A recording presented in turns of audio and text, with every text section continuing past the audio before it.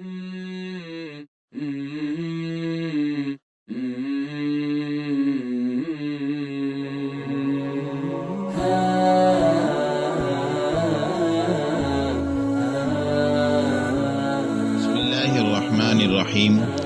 زندگی سے لطف اٹھائیے۔ سبق نمبر 95۔ جو کام نہیں کر سکتے اس کا ذمہ نہ لیجیے۔ ایک صاحب جن سے میرا دلی تعلق تھا، بڑے اخلاق والے، دیندار اور عقلمند انسان تھے۔ وہ اپنے گھر کے کونے میں ایک مسجد کے پیش امام تھے۔ میں نے بہت سے لوگوں کو ان کی برائی کرتے اور برا بھلا کہتے سنا تھا۔ مجھے ان باتوں پر تعجب ہوتا اور ان کا کوئی مناسب جواب نہ مل پاتا۔ ایک دن ان کا پڑوسی میرے ہاں آیا اور کہنے لگا، یا شیخ، آپ کا دوست نہ ہمیں نماز پڑھاتا ہے اور نہ ہمارے ساتھ نماز پڑھتا ہے۔ اس نے کہا، مجھے نہیں معلوم، البتہ امام وہی ہے۔ اس کے باوجود وہ اکثر مسجد سے غائب رہتا ہے۔ میں ان صاحب کی طرف سے جنہیں وہ میرا دوست کہہ رہا تھا عذر گھڑنے لگا۔ ہو سکتا ہے وہ کسی ضروری کام سے جاتا ہو، ممکن ہے وہ گھر پر موجود ہی نہ ہو۔ وہ بولا، یا شیخ، اس کی گاڑی دروازے پر کھڑی ہے اور مجھے یقین ہے کہ وہ گھر ہی پہ ہے، لیکن امام ہوتے ہوئے بھی نماز باجماعت میں حاضر نہیں ہوتا۔ مجھے ان صاحب سے ہمدردی تھی۔ میں ان کی خیر خواہی کرنا چاہتا تھا اور ان کو اس کوتاہی کا سبب جاننا چاہتا تھا۔ معمولی دوڑ دھوپ کے بعد مجھے ان کی مسجد میں غیر حاضری کی وجہ معلوم ہو گئی۔ وہ صاحب چونکہ مسجد کے امام تھے، لوگ اپنی ضروریات لے کر ان کے پاس آتے اور مدد مانگتے تھے۔ مثال کے طور پر کوئی مقروض آتا جو ایسے آدمی کی تلاش میں ہوتا جو اس کا قرض ادا کر دے، یا کوئی طالب علم سیکنڈری اسکول پاس کر کے آتا اور یونیورسٹی میں داخلہ لیے سفارش کی درخواست کرتا۔ کوئی مریض آتا جو کسی ہسپتال میں داخل ہونے کے لیے ان کی مدد مانگتا۔ کسی کے گھر بن بیاہی بیٹیاں یا بہنیں بیٹھی ہیں اور وہ ان کے لیے مناسب لڑکے کی تلاش میں آتا۔ کوئی گھر کرائے پر لے کر اس کی ادائیگی کے متعلق پریشان ہوتا۔ کوئی طلاق وغیرہ کے بارے میں فتوے کا کاغذ لے آتا کہ امام صاحب مفتی اعظم کی خدمت میں حاضر ہوں اور فتویٰ لے کر آئیں۔ واضح رہے کہ سعودی عرب میں مساجد کے ائمہ کو بلند سماجی مقام حاصل ہے۔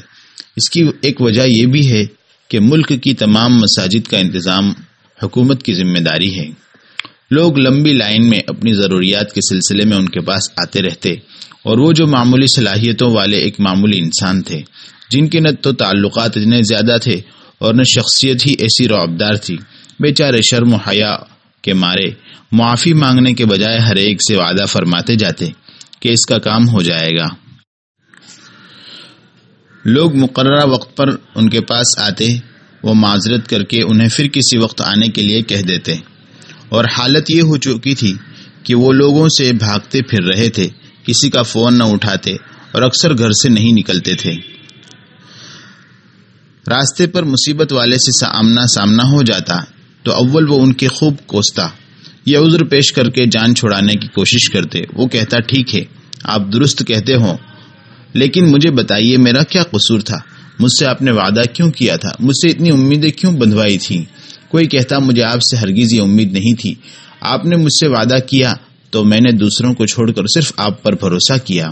مجھے ان کے احوال سے کچھ واقفیت ہوئی تو میں نے اندازہ لگایا کہ انہوں نے اپنے فائدے کی خاطر ایک گڑھا کھودا ہے جس میں وہ خود گر چکے ہیں۔ ایک بار میں نے انہیں کسی صاحب سے معذرت کرتے ہوئے سنا۔ وہ نہایت شرمندگی سے کہہ رہے تھے، مجھے بہت افسوس ہے، میں آپ کے لیے کچھ نہیں کر سکا، جبکہ وہ صاحب غصے میں گرج رہے تھے۔ ٹھیک ہے، آپ نے میرا وقت کیوں ضائع کیا؟ آپ مجھے پہلے نہیں بتا سکتے تھے؟ تب مجھے یہ حکمت بھرا قول بہت یاد آیا، ابتدا میں معافی مانگ لینا آخر میں معافی مانگنے سے بہت بہتر ہے۔ ہر انسان کو چاہیے کہ وہ اپنی صلاحیتوں اور اہلیتوں سے واقف ہو اور ہمیشہ چادر دیکھ کر پاؤں پھیلائے۔ اللہ بھی ہماری تربیت اسی نہج پر کرنا چاہتا ہے۔